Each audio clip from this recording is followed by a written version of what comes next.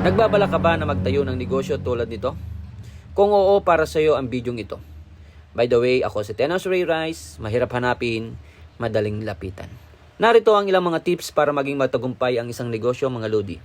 Una, dapat may matibay kang plano.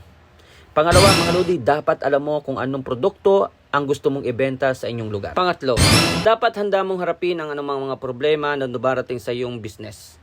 At agad mo sana itong gawan ng paraan at masolusyonan agad.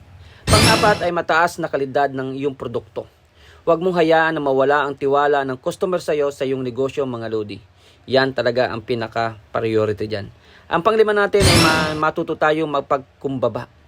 Huwag na tayong mapagmataas sa ating mga kapwa. At matuto tayo sa ating mga pagkakamali, mga lodi. At sigit sa lahat, ang pang-anim natin ay ipagkatiwala natin sa Diyos ang ating negosyo at lagi magpasalamat sa Kanya. Follow me more and share na lang ang ating video. Maraming salamat po sa inyong lahat sa panonood and God bless you all po sa ating lahat. Bye-bye.